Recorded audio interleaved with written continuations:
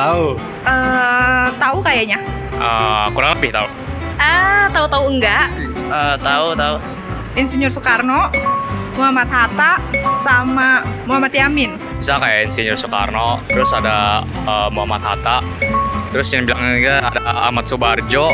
Soekarno, Hatta. Ada Insinyur Soekarno, ada Sayuti Melik. Soekarno, Soekarni, Sayuti Melik. Insinyur Soekarno, Muhammad Hatta, Sayuti Melik, Ahmad Subarjo, Ki Hajar Dewantara, Cut Nyak, sama... Jadi, siapa saja tokoh-tokoh yang terlibat dalam persiapan kemerdekaan Indonesia dan apa saja peran mereka?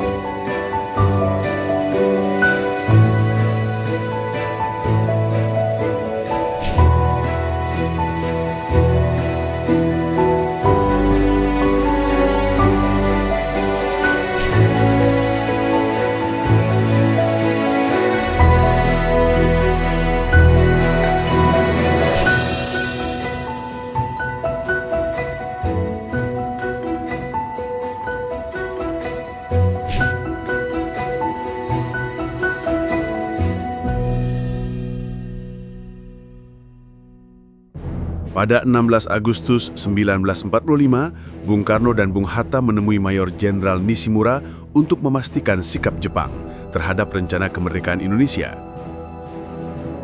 Sebelumnya, pada 12 Agustus 1945, Jenderal Terauchi telah memberikan dukungan kepada Soekarno-Hatta untuk melaksanakan proklamasi. Namun, setelah Jepang kalah dari Sekutu, janji itu tak bisa lagi dipenuhi karena Jepang diperintah oleh Sekutu untuk mempertahankan status quo Indonesia. Ketika Nishimura kemudian melarang anggota PPKI, Panitia Persiapan Kemerdekaan Indonesia mengadakan rapat membahas persiapan kemerdekaan. Bung Hatta dengan tegas membalas, dengan atau tanpa Jepang, Indonesia akan tetap menyatakan kemerdekaannya. Dalam situasi demikian, bagaimana para tokoh kemerdekaan mempersiapkan proklamasi kemerdekaan Indonesia? Rencananya semula itu setelah tanggal 20 kemerdekaan itu. Nah, lalu ngomongan Bung Karno dengan Bung Hatta itu, kalau begitu besok saja kita percepat. Jadi artinya tanggal 16 gitu.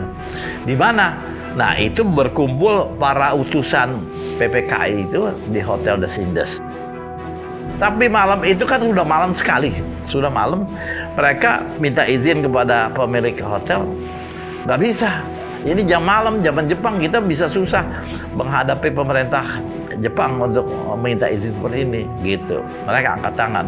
Untuk itulah maka keluar sampai hari ini pendapat untuk meminjam ke rumahnya Maeda itu antara Hatta dan Pak Barjo atau Soekarno gitu ya.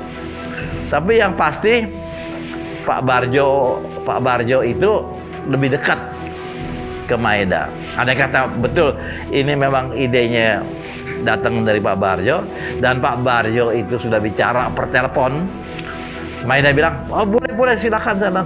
Jadi orang-orang PPKI itu, anggota PPKI semua datang ke rumah Maeda untuk mempersiapkan segala sesuatu mengenai proklamasi. Sebagai tokoh yang paling dekat dengan Laksamana Maeda, Ahmad Subarjo juga berperan sebagai penghubung antara Laksamana Maeda dengan anggota PPKI. Hampir semua keperluan Maeda disampaikan kepada Ahmad Subarjo untuk ia teruskan kepada anggota-anggota PPKI, ajudan Maeda, dan asisten rumah tangga Maeda. Tokoh lain yang tentu kita kenal adalah Sayuti Melik. Ia berperan sebagai pengetik naskah proklamasi. Namun, tahukah kalian kenapa tugas itu diberikan kepada Sayuti Melik? Sayuti Melik kalau zaman sekarang itu ya bisa dibilang konten kreator gitu ya. Sayuti Melik dulu wartawan. Ternyata konten-konten Sayuti Melik di surat-surat kabar itu nyampe ke Bung Karno zaman Hindia Belanda di tahun 30-an, pertengahan 30-an. Nah, Bung Karno, tulisannya cakep nih, pengen ketemu gitu.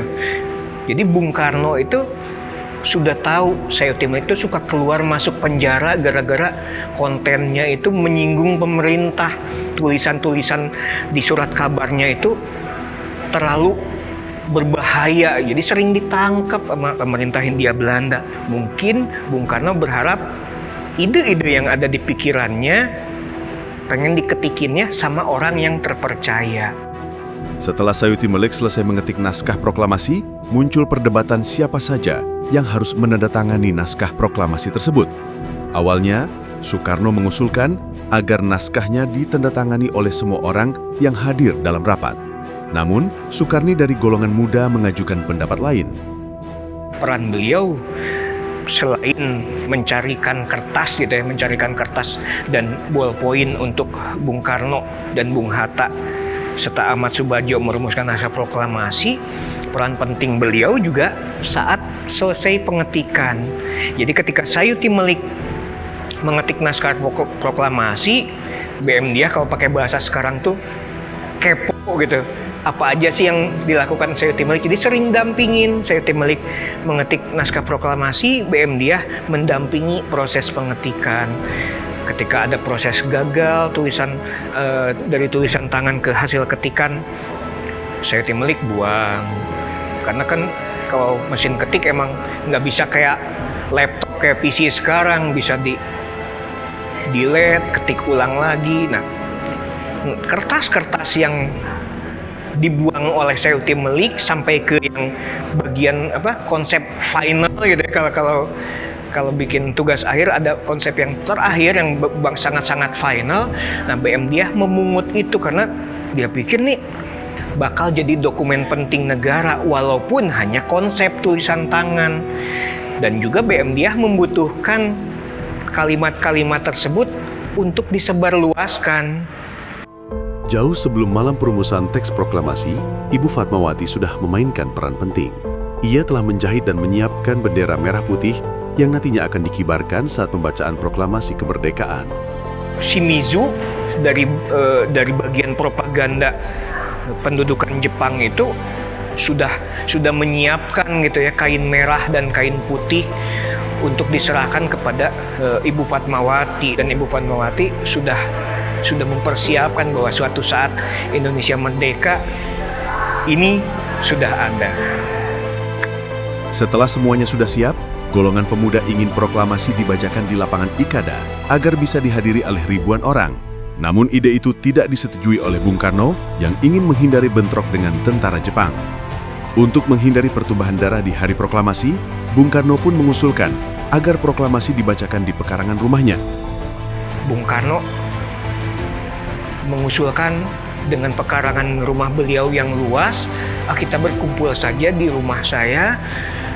Bung Karno bersama Bung Hatta dihadiri ratusan pemimpin dan para pemuda serta rakyat memproklamasikan Indonesia merdeka di sana. Proklamasi. Kami, bangsa Indonesia, dengan ini menyatakan kemerdekaan Indonesia